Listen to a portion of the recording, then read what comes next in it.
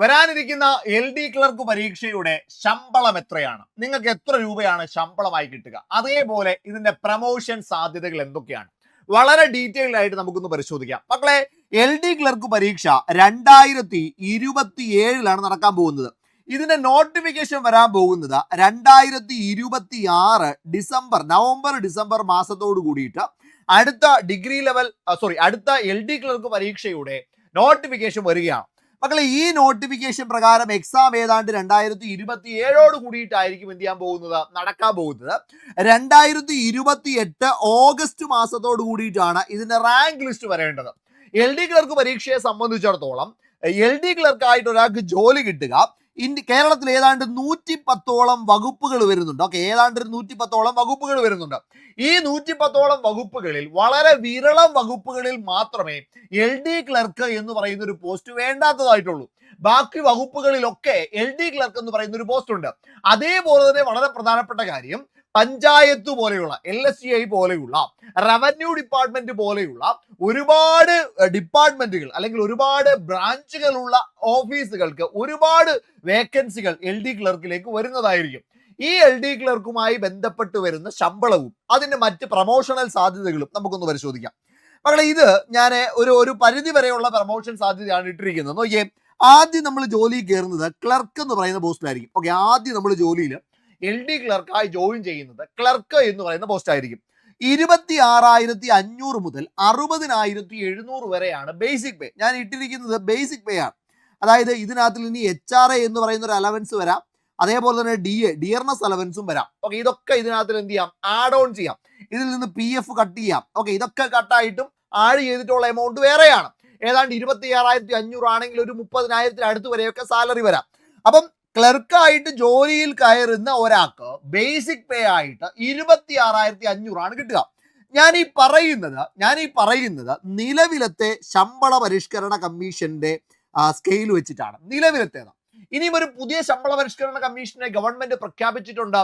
ആ ശമ്പള പരിഷ്കരണ കമ്മീഷന്റെ റിപ്പോർട്ട് പ്രകാരം ശമ്പളം പരിഷ്കരണം ഉണ്ടായാൽ മക്കളെ, ഇത് സ്കെയിൽ വീണ്ടും എന്ത് ചെയ്യും, ചേഞ്ച് ചെയ്യും.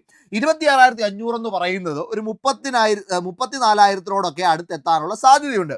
അപ്പൊ ഈ ഓരോന്നിലും ഇനിയും സാലറി കൂടുതലായിട്ട് വരും. ഞാൻ അത് പറഞ്ഞിപ്പോ തൽക്കാലം മോഹിപ്പിക്കുന്നില്ല. അത് വരേണ്ടതാണ്, അത് പിന്നീട് വരേണ്ടതാണ്. അതിനെക്കുറിച്ച് ഞാനിപ്പോ തൽക്കാലം പറയുന്നില്ല. നിലവിലത്തെ സാധ്യതയാണ് പറയുന്നത്.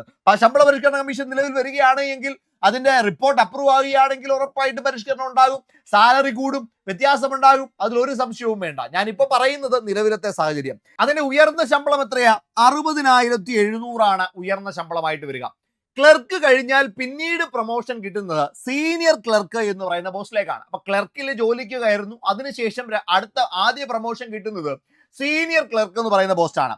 സീനിയർ ക്ലർക്ക് ആണെങ്കിൽ ബേസിക് പേ 35,300 ആയിട്ട് ഉയരും. ഓക്കെ, 35,300, 75,400 വരെയാണ് സാലറി കിട്ടുക. ഞാൻ പറയുന്നത് നിലവിലത്തെ ശമ്പള പരിഷ്കരണ കമ്മീഷന്റെ കാര്യമാണ്. സീനിയർ ക്ലർക്കായിട്ട് കയറുമ്പോൾ 35,300 മുതൽ 75,400 വരെ കിട്ടും.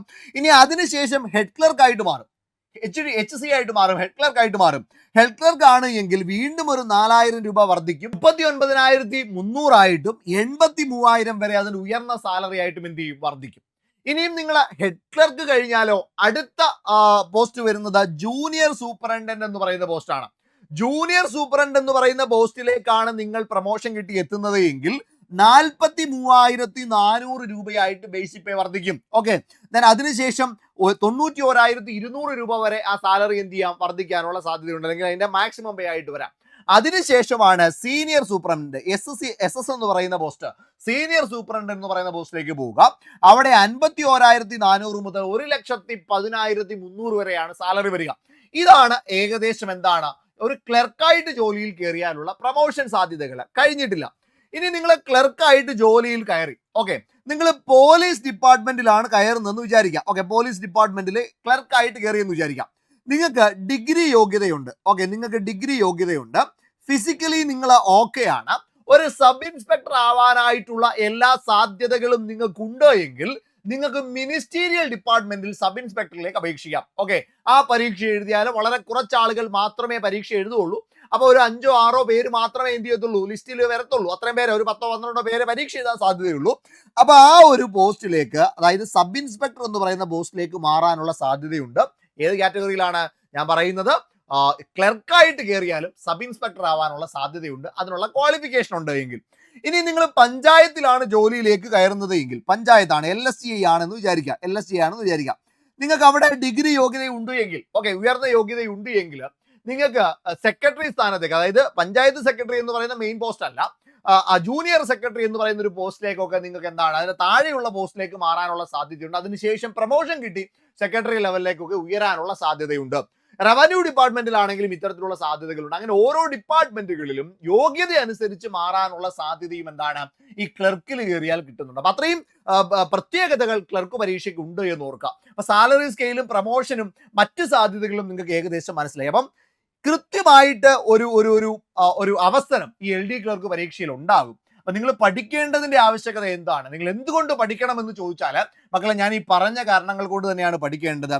ഒരു നല്ല ജോലിക്ക് നിങ്ങൾക്ക് കയറാൻ പറ്റും, അത്യാവശ്യം നല്ല ഒരു ജീവിത നിലവാരം നിങ്ങൾക്ക് ഉണ്ടാക്കിയെടുക്കാനായിട്ട് പറ്റും, നല്ലൊരു കുടുംബം നിങ്ങൾക്ക് ഉണ്ടാക്കിയെടുക്കാൻ പറ്റും, ജീവിക്കാൻ ആവശ്യമായ ഒരു വരുമാനം അതിൽ നിന്ന് കണ്ടെത്താനായിട്ട് പറ്റും.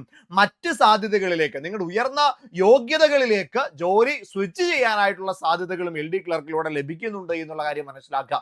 മക്കളെ, അപ്പൊ ഈ ഒരു പരീക്ഷ വരാൻ പോകുന്നത് 2027 പഠിക്കാൻ ധാരാളം സമയം നമ്മുടെ മുൻപിലുണ്ട്.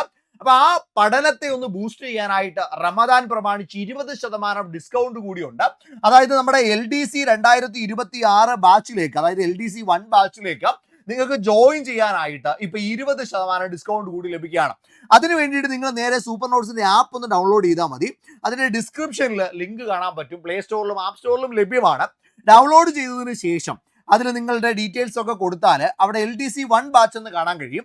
അവിടെ ഇങ്ങനെയൊരു കൂപ്പൺ കോഡ് കാണാൻ പറ്റും, റമദാൻ 20 എന്ന് പറയുന്ന ഒരു കൂപ്പൺ കോഡ് നിങ്ങൾക്ക് കാണാൻ പറ്റും. ഒന്നെങ്കിൽ അത് ക്ലിക്ക് ചെയ്ത് കൊടുക്കുക, അല്ലെങ്കിൽ ടൈപ്പ് ചെയ്ത് കൊടുക്കുക, ക്യാപിറ്റൽ ലെറ്ററിൽ ടൈപ്പ് ചെയ്ത് കൊടുക്കുക. ഇനി അതിന് നിങ്ങൾക്ക് പറ്റിയില്ലെങ്കിൽ താഴെ ഒരു ഗൂഗിൾ ഫോം ഉണ്ടാവും, ആ ഗൂഗിൾ ഫോം ഒന്ന് ഫില്ല് ചെയ്തോടാ. നമ്മുടെ അക്കാഡമിക് കൗൺസിലേഴ്സ് നിങ്ങളെ വിളിക്കും. 250 പേർക്ക് മാത്രമേ ടോട്ടൽ ഈ ബാച്ചിലേക്ക് അഡ്മിഷൻ എടുക്കാനായിട്ട് പറ്റുള്ളൂ. ഈ ഓഫർ കിട്ടാൻ പോകുന്നത് എല്ലാ ബാച്ചുകളിലുമായിട്ട് 250 പേർക്കാണ്. അപ്പൊ നിങ്ങളെ സീറ്റ് പെട്ടെന്ന് തന്നെ ഉറപ്പിച്ചോണം, വളരെ വേഗത്തിൽ ഈ ഓഫർ ഫില്ലാകും. അപ്പം 19, 20, 21 ദിവസങ്ങളിൽ ഓഫർ ഉണ്ടെങ്കിലും ആദ്യം തന്നെ ചിലപ്പോൾ ഓഫർ അവസാനിച്ചേക്കാം. അതുകൊണ്ട് വേഗത്തിൽ അഡ്മിഷൻ എടുക്കാനായിട്ട് ശ്രമിക്കാം. നിങ്ങൾക്ക് എന്തെങ്കിലും സംശയം ഉണ്ടെങ്കിൽ 8281 ഈ നമ്പറിലോട്ടൊന്ന് വിളിച്ചാൽ മതി കേട്ടോ. അപ്പൊ മക്കളെ, അടിപൊളിയായിട്ട് നല്ല സാധ്യതയുള്ള LD ക്ലർക്ക് പരീക്ഷയ്ക്ക് വേണ്ടി നമുക്ക് പഠിച്ചു തുടങ്ങാം. അതിന്റെ മറ്റു ഡീറ്റെയിൽസ് ഒക്കെ ഞാൻ പുറകെ നിങ്ങളെ അറിയിക്കാം. ആരെങ്കിലും ഈ ചാനൽ സബ്സ്ക്രൈബ് ചെയ്യാനുണ്ടെങ്കിൽ ഒന്ന് സബ്സ്ക്രൈബ് ചെയ്ത് വെച്ചോടാം. നമുക്ക് ക്ലാസ്സിൽ കാണാം. പെട്ടെന്ന് അഡ്മിഷൻ എടുത്തോ, അടിപൊളിയായിട്ട് പഠിച്ചു പോകാം.